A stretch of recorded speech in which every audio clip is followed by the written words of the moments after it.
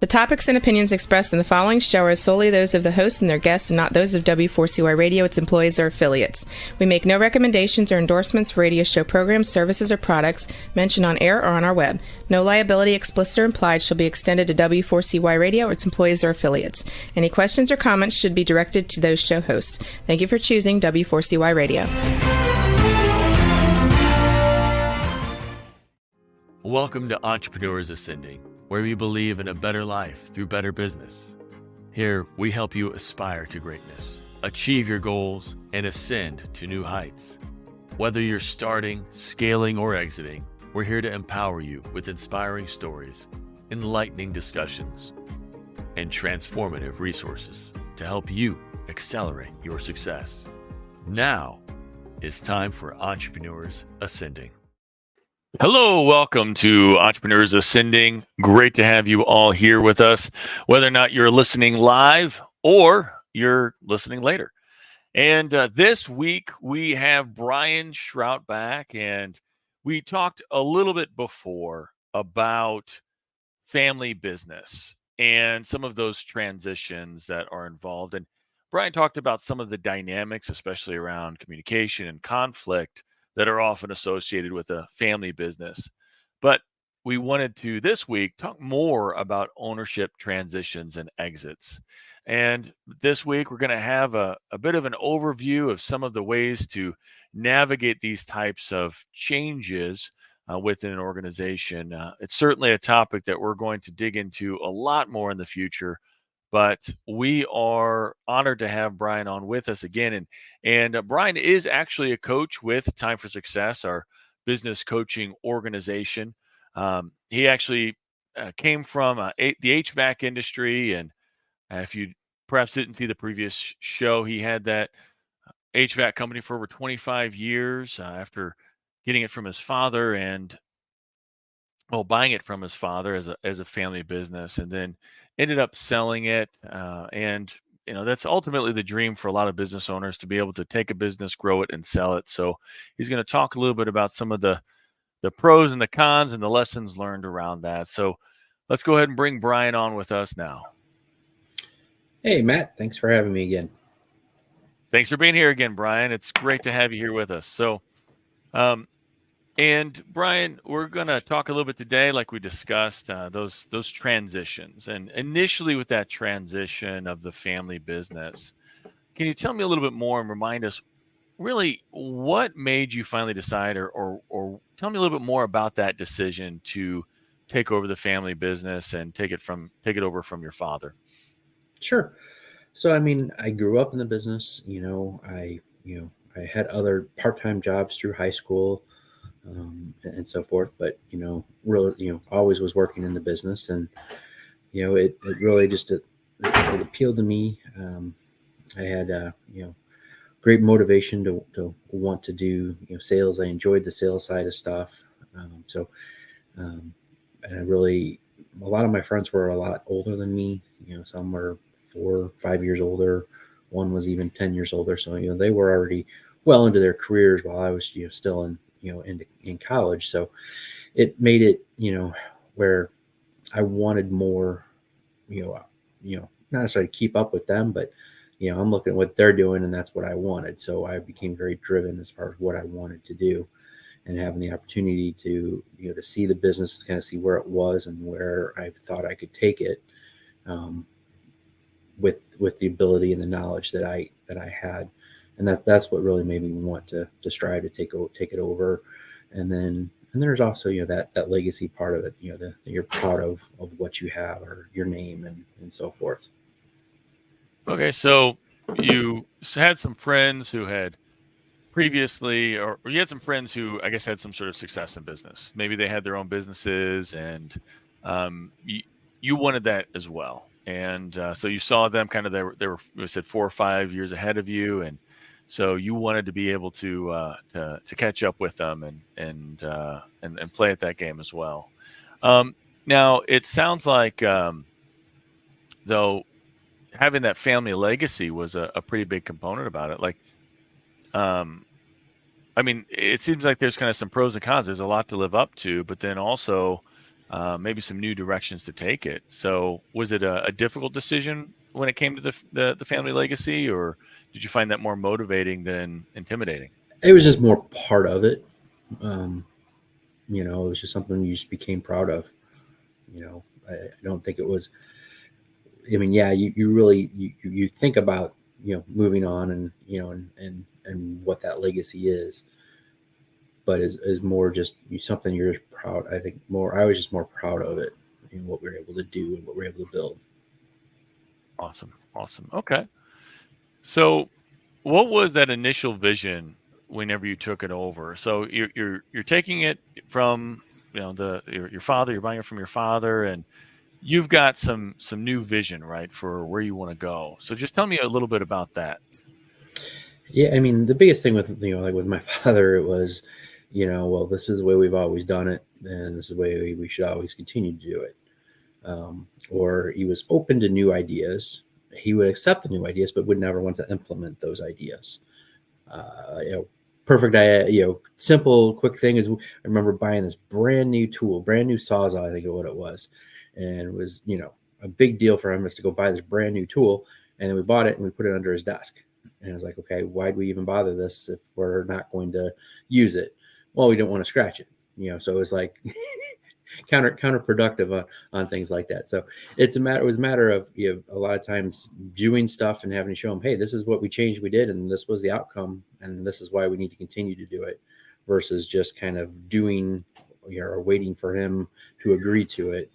And I think that's a lot of times and I've seen now with a lot of family businesses is, sometimes you just kind of have to, because they're not stuck in their ways, but they're proud of the way that they've always done things, and they don't necessarily see that there could be a better way. And sometimes you have to show them that. Right. Yeah. There's a lot of pride that comes with it, right? I mean, whenever somebody's run the business for 20, 30, 40 years and, they've had a certain level of success, I mean, it's fair that they have a lot of pride. And it can be, can really be hard to watch that baby grow up. But I guess, that in this case, you and the business had the same father, right? Right. Although, which one was the big brother, I guess? Was it the business, or was it you? I don't know. Depends on what day of the week it was, right? Right. So during this transition period, what were some of the big hurdles that you faced and that you had to overcome? A lot of it was starting to learn money, cash flow. That's one of the biggest things nowadays that people have to know numbers. We ran the business for the longest time based on gut, based on feel. You didn't have time to necessarily get all the books reconciled each month, so you just put it off and just put it off and just put it off.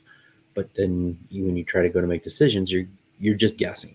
And until we really got to that point of knowing the numbers and watching the numbers, that's when the business really started, in my case, to take off, is because I started to understand numbers and just you see it a lot nowadays that people just don't know their numbers. So in a family business, it's kind of no different than in any sort of business. I mean, you really need to know your numbers, especially whenever you're going into that transition, so that you know what you're walking into. I mean, at least with a typical business transaction or outside of a family business or maybe a friend, although you should still do it in either case, you'll have like a certified business valuation specialist. Did you guys have somebody like that who came in and made sure the books were cleaned and made sure that you understood the actual value of the business and all that, or was it just kind of more of a handshake deal? Ours was more of a handshake deal by all means. A lot of it, basically what we did is we had four, and there's probably a lot of industries, but in heating and cooling industry, even though you're all competitors, a lot of guys you're friends with. And so I had four friends, four acquaintances that had been buying businesses, look at our stuff. So they signed NDAs for us and just said, hey, can you do me a favor? And what would you give me a value if you were to buy the business as is right now? So we had those four guys did that for us. And so we kind of just took the average of those four. And then that's what we went to the attorney and had the business book, was valued at this dollar amount, based on these four competitive offers essentially. And then that's what I purchased the business, for, and then got a little bit of a discount for being the son, as well, but, and the promise of taking care of them and everything. But, yeah, that's really how we kind of went to it on that side of it. Okay.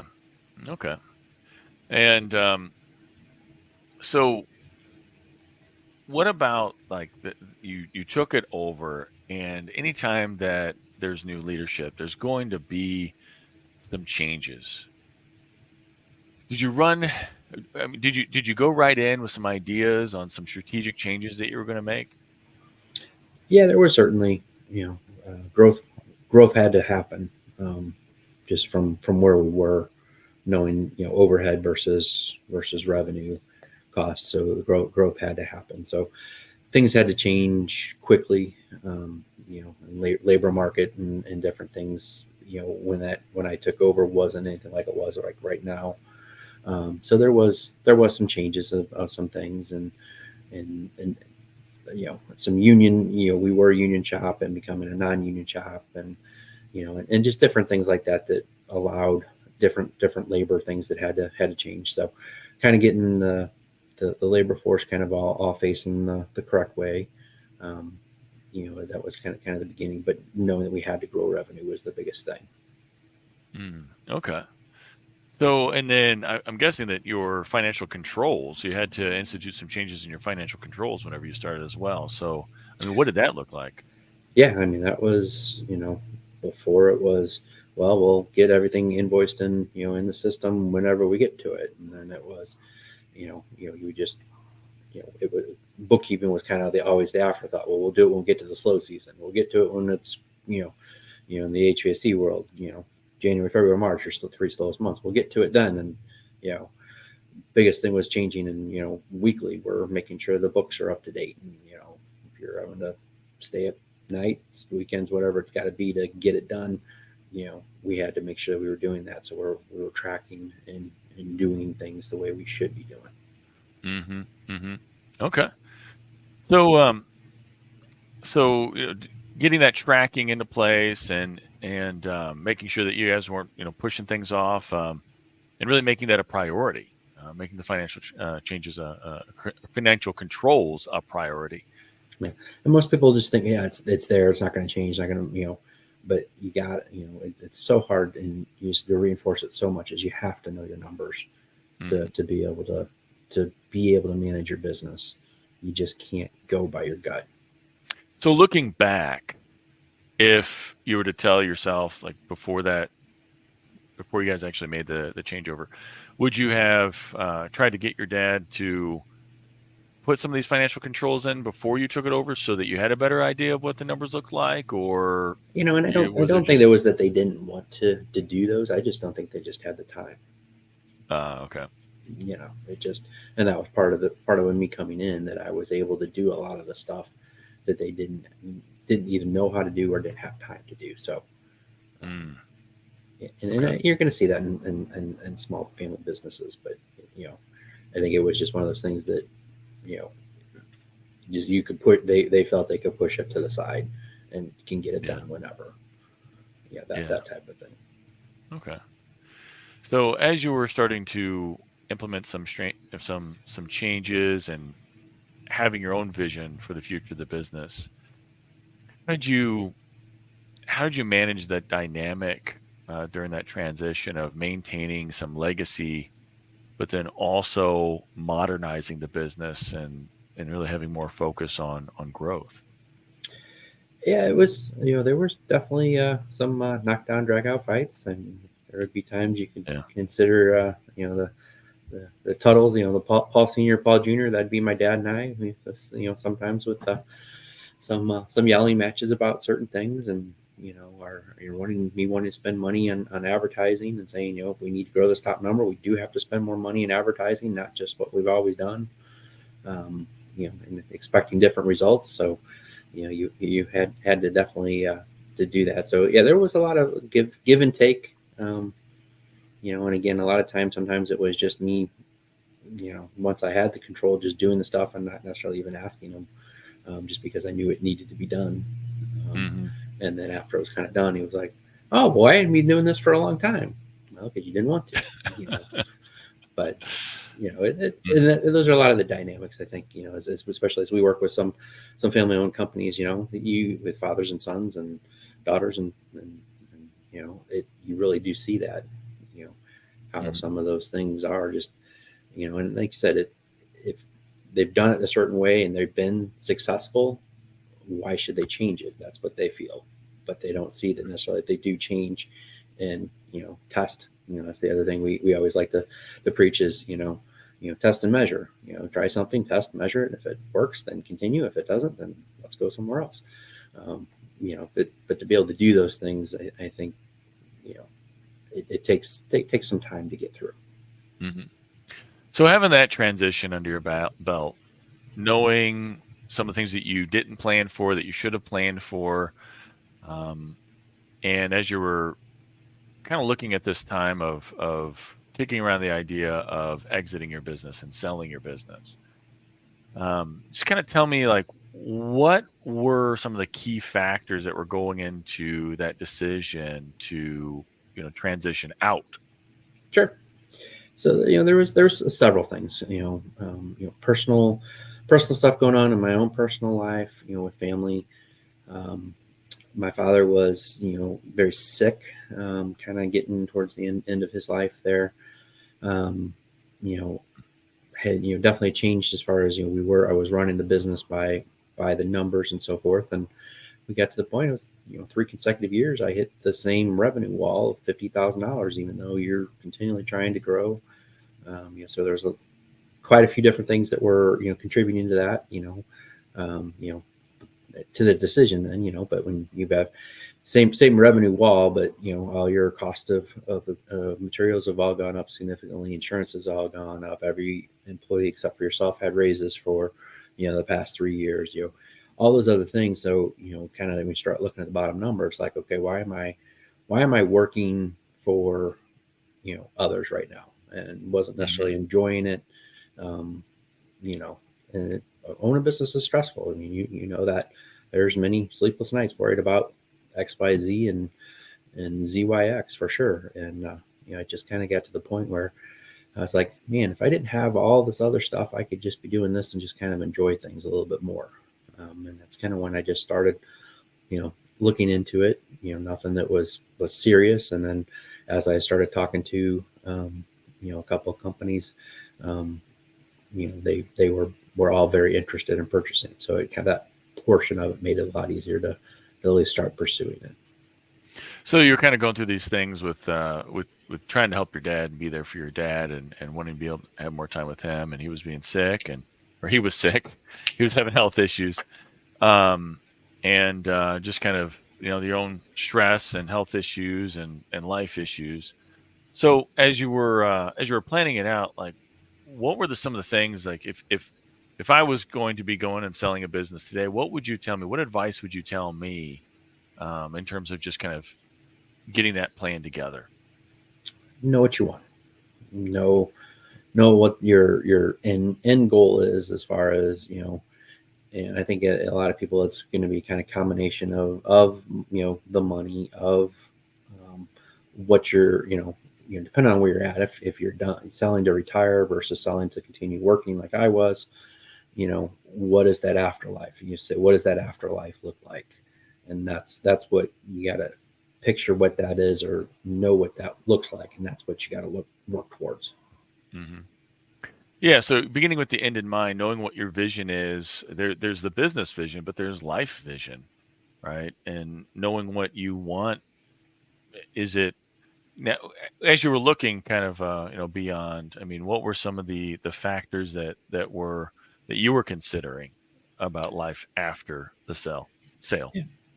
Yeah. So, being able to spend more time with my family, I mean, in business, I was able to be at my kids' things and coach sports and do those things. But there was always then that extra time that you're making up for that then you were away from your family, with those things. So, just looking for, some more time to be able to be with family, do some of the things that I enjoy doing that would just never have time to do, those types of things. And how much, at certain times, selfishly, how much better with quality of life be without the stress of running the business, where, instead of me worrying about, all of my employees as, family and their financial success and their success for what they're wanting, to just having to worry about my family's success and what I wanted. That's a big difference, I think. Okay. So if somebody's looking to sell their business, right, they're looking for that exit plan. They need to really be thinking about, what am I going to do with my family? How am I going to spend more time with them?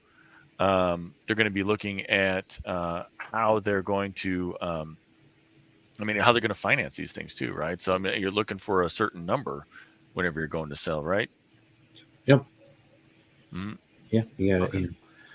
And a lot of times, unfortunately, too, with a lot of small businesses, the value that the owner thinks the business is worth is a lot of time is not very accurate as well. So to know, you need to have an idea before you really kind of start going down that road, is what, realistically what value this is, Mm-hmm. like for my business, the true value I had was my recurring monthly revenue that I had in maintenance agreements. That was the true value of my company. If I didn't have a large base like I had, my company realistically wouldn't be worth a whole lot of money, Mm-hmm. for it. So in every business is different, and every, multiplier is different. And, some are doing gross, some are doing net, whatever it is. But, to be able to know ahead of time kind of how different businesses are valued. But when some of these smaller businesses, family businesses, they really believe they're worth a lot more than what they really are. Mm-hmm. Right. Yeah. A lot of, I run into that a lot, as a coach. A lot of people thinking they're going to sell their business for millions of dollars without ever actually talking to certified valuation specialist, or never really even just looking at, okay, what does it take? And so they never structured their books right. They kind of had this really huge number in mind, and they didn't realize that it was actually based off of their net profits, Yeah. as opposed to their just their overall revenue line, right? So were there some of those things that you kind of learned a little bit about that from working with your dad, but as it being a business deal, like where did you go to get some of that knowledge yourself to be able to make sure that you were doing it right? Yeah. So, a lot of it was from, I had a mentor and a coach. My mentor was very knowledgeable in a lot of those things. So being able to talk with him about it, for sure, made things easier. Um, also belonged to, a mixed group, which was 9 other contractors around the country, that had all been, a lot of them had been going through a lot of the same things I had, either purchasing businesses, getting ready to sell their business, those types of things. So was able to really, pull on them, for knowledge and advice as well, for it to be able to get to that point. Okay. So you're able to turn to like some coaches you had in your life, some mentors, some other people that you knew. Correct. So after the sale and looking back, tell me about some of the things that you learned about negotiating that final deal. Yeah. A lot of it just, I guess, hindsight 2020 would have gotten more of the things that I would have thought, you know, that I thought were going to happen that didn't happen in writing. Um, Mm-hmm. a lot of the things that you think or you feel is going to go a certain way, and you're like, well, yeah, that's just how I expect it to go, or what have you, and it goes against that, or different things happen, to allow that. So just to make sure that you have a lot of those things in writing for it ahead of time and not just What kind are of leave it up to chance. what are some of those little things that a lot of people would just kind of assume might kind of work out that they really need to be thinking about? If you're going to go to work for that company, what realistically that time frame is that they're wanting you to stay there for, what the pay structure is going to be, that it's in writing, not just started out this is what it was, and then a certain amount of time down the road it's changed. Having those structures in place. Just trying to stay very broad and very general. I mean, how and what they're expecting you to do, since you're now basically an employee instead of employer. So asking for that success scorecard, what am I going to be judged on? What am I expected to do? Having your job, a job description written for you, so you know what to expect, what to do, and not, okay, this is what I'm thinking I'm going to be doing in this new role. But that wasn't what it was, or it morphed into something else, and that's what they wanted you to do. So even if it seems like your friends, as oftentimes, I mean, you might be friends with somebody that you're selling with, or they might seem very friendly. Things change after the deal's done, after the ink dries, maybe even before the ink dries, and making sure that there is not just some assumptions and some expectations just hanging in the air, so that at the end of the day, if emotions change or viewpoints change with the change of the season, you're not left out to dry, right? Right. Yeah. Yeah. Yeah. And a lot of it too is, I've always been the trusting type of person. So just trusting that, hey, yeah, that's, we're on the same page, so I don't need that. You do need to. It's a business transaction. You need to get it in writing. Yeah, because I've seen it where somebody will sell their business. They'll say, "Oh yeah, I'll work for this company," and then there might even be a discussion. I mean, it might even be in writing, what the salary might be, and maybe what the commitment is, even from the person who sold. Like maybe there's some sort of contract making that requiring that person to work for a certain amount of time. But then if for some reason the buyer decides that they want to just end the relationship, like there's no fallback necessarily from the seller. And so, they can make things very, very difficult for that seller, along the way, or they might be able to let that person go. And, that person thought, okay, well, there's going to be at least 2 years. I'm going to have some time to be able to just have that money coming in, and be able to kind of take it easy. I'll be able to put the rest of my money in the bank, and then it's gone. So I've seen it go a lot of different ways, because it's just not necessarily clear in the contracts, and a lot of assumptions are just made. And the thing that we talk about always as coaching is there's expectations and there's assumptions, and you got to get documented agreements, right? Right. Got to find that agreement. Written agreement. Written agreement, yeah. And that, as a leader, I mean, that's important with your team members, but then especially whenever you're talking about an actual exiting process as well. So, well, I know we're kind of coming up on time here, and this whole conversation around exit planning, we're going to have lots and lots more conversations and lots more guests, and we'll probably have Brian on talking a little bit more about maybe even some of the specifics of how to plan this out in the future. So I appreciate your time today, Brian. And no problem. Appreciate you having me on. Yeah, absolutely. Absolutely. It's always fun digging into these things, and, being able to share your own life experiences that will hopefully help some folks out there who are kind of maybe in a similar situation that are trying to figure out their next best steps. So, all right. Well, thank you, everybody listening, and we look forward to seeing you here next week. Sounds great. We'll see you. Thank you for being with us today. But now is the time to put what we talked about into practice. Remember, your family, employees, and community are depending on you to rise up and win. The great news is you're not alone. You're part of a resurgence of entrepreneurs who are ready to take their business, life, and impact to the next level. and we're going to do it together. This show is powered by Time for Success, where we help business owners every day who want more freedom and wealth while building a legacy of positive impact. Please follow Time for Success on LinkedIn, Facebook, and YouTube for more helpful strategies and tools for creating the business and life of your dreams.